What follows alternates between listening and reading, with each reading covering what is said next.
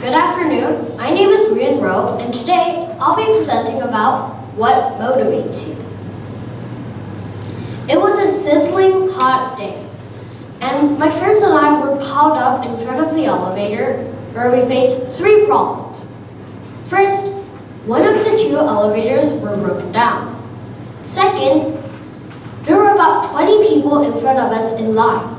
Third, my friend's house was on the 33rd floor, so walking up there wasn't a good idea. But we had no choice.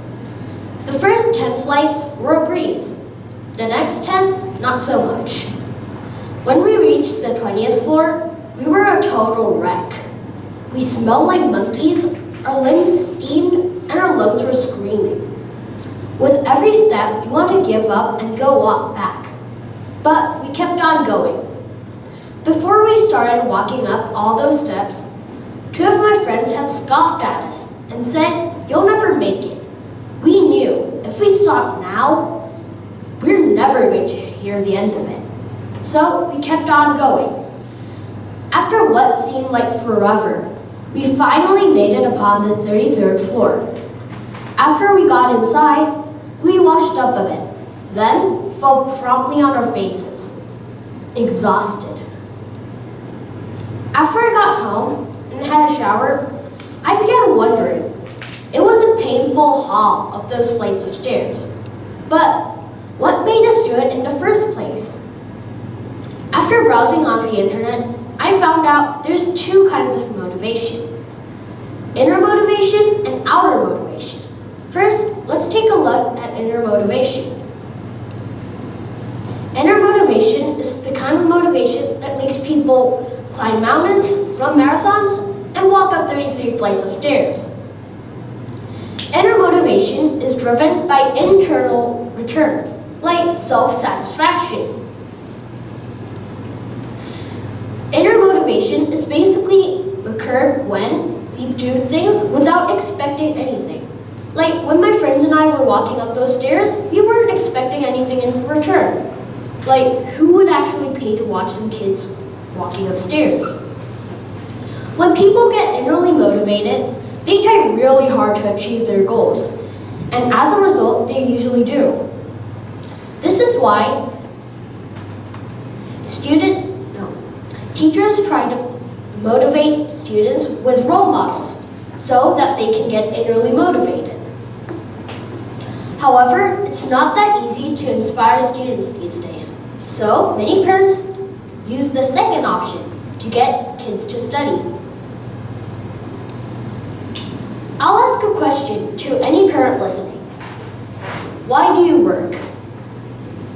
Maybe it's because you love your company colleagues, but that's a very rare case. Most moms and dads tell me it's because of the money they earn. It's true. The whole point of work is for the money you bring back home. Parents who work hard are examples of outer motivation. Outer motivation is driven by money and glory. Since this kind of motivation gives us rewards right away, it can instantly make people work hard. However, these prizes have to keep going, or else the hard work and motivation will decrease. So, using outer motivation as a parent 1 or 2 times is okay, but remember, it may not last that long. Once upon a time, there was an old man, and in front of his house was a garden.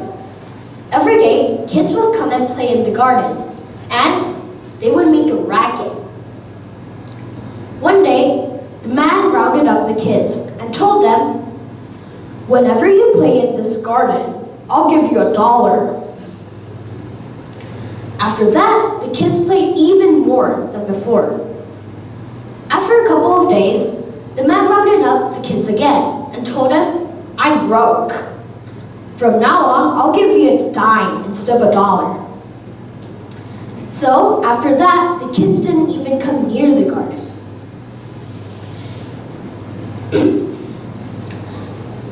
This story is an excellent usage of turning inner motivation into outer motivation. At first, the kids just liked playing in the garden. But when the money started rolling in, they played not for fun, but for the money. This goes for all of you, even those of you who don't have anything to get motivated about. Many people, like this story, start off with a perfect balance of inner and outer motivation. However, as time goes by, people start to wonder, what is the point of this activity? And the word return grows in their mind. After a while, they start to lose interest and passion for what they are doing, and finally, lose valuable opportunities to develop oneself and expand experiences. So, how can we not fall into the temptation of external return and continue our activities? Well, if you start a job, class, or project, do it because it really tempts you and it makes your heart beat. Because then, you're already motivated and external rewards won't matter.